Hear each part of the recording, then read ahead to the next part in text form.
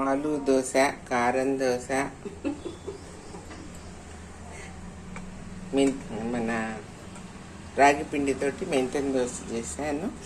Plus ఉల్లిపాయ దోశకి చట్నీ, పాలు, curry, 3 రకాల దోశలు చేశానమ్మా. పిల్లలకి ఎంతో ఇష్టమని. ఆహా ఏమి రుచి నానమ్మ వంటింట్లో ఈరోజు. ఆహా ఏమి రుచి. దోశ అలాక తిప్పేసుకోవాలమ్మా.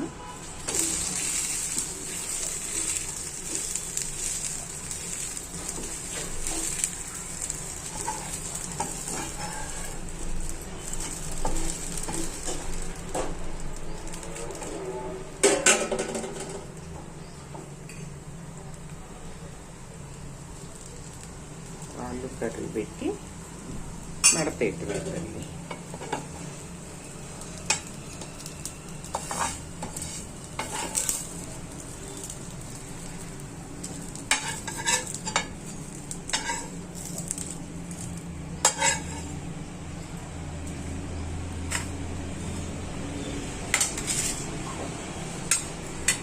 ఇది ఆలు దోశ. ఇప్పుడు నానమ్మ రాగి దోశ.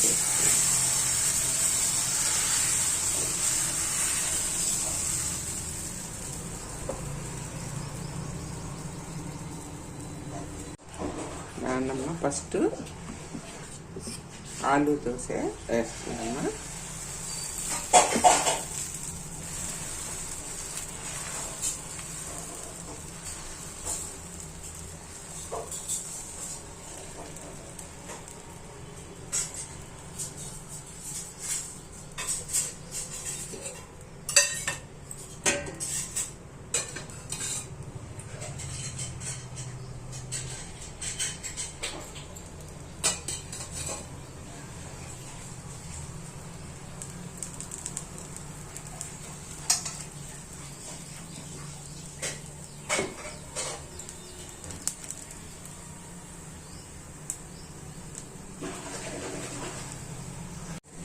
ఈ రాగి దోశకమ్మ కొంచెం చప్పగా ఉంటుంది కాబట్టి మనం కొంచెం కారపొడి లేకపోతే చిల్లీ కారం, మనం కారం చేసుకుంటాం కదా, అది కొంచెం నెయ్యి వేసి కారం దోశ మీద నెయ్యి వేసేసి కొంచెం కారం వేసేసుకుంటే అమ్మ టేస్టీగా ఉంటుంది తల్లి.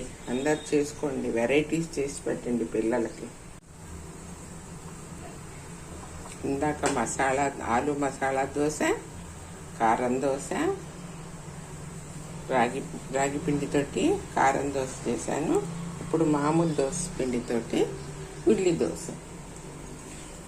ఎండాకాలం కదమ్మా, ఎంత ఉల్లిపాయలు తింటే అంత మంచిది. అందరూ ఉల్లిపాయల దోశలు, ఉల్లిపాయ ఎక్కువ వాడండి అమ్మా, చాలా మంచిది. అంతే తల్లి, అందరు చేసుకుంటారని నానమ్మ పొద్దున్నే దీంట్లోకి ప్లెయిన్ చట్నీ కూడా చేసింది. చేసుకోండి, అందరు చేసుకొని తినండి అమ్మ. నానమ్మ వంట ఈరోజు ఆహా.